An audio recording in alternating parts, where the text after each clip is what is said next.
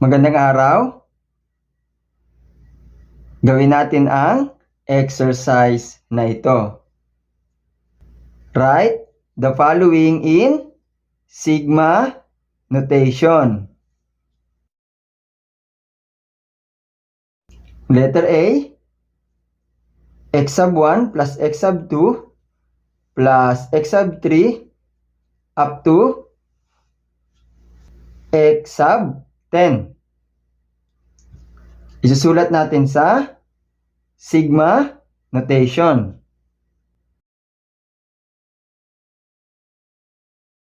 Ang basa dito ay the summation of x sub I, where I ranges from 1 to 10.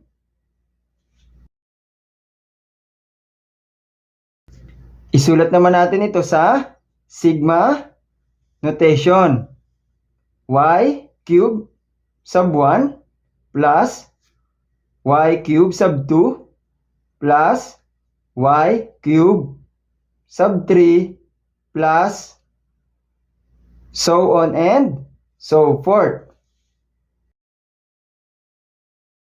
Ganito isulat sa sigma notation. Ang basa natin dito ay the summation of y cube sub I, where I ranges from 1 to n.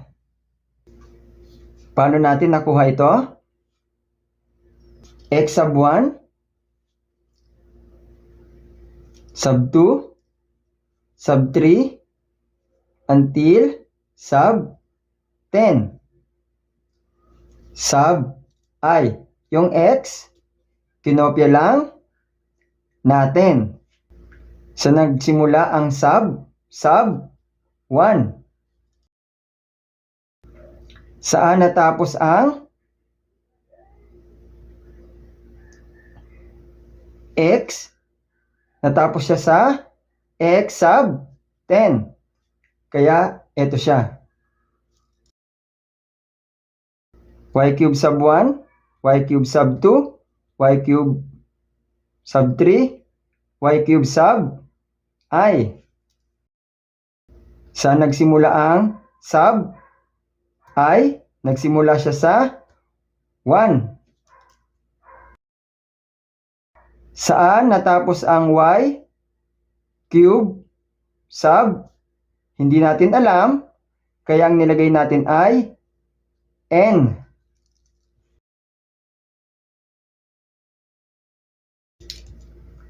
Maaaring ilagay ay y cube sub n. So, itong n na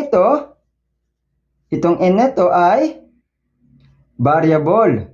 Pwedeng lagyan ng number. Pwedeng tapusin sa nais na numero.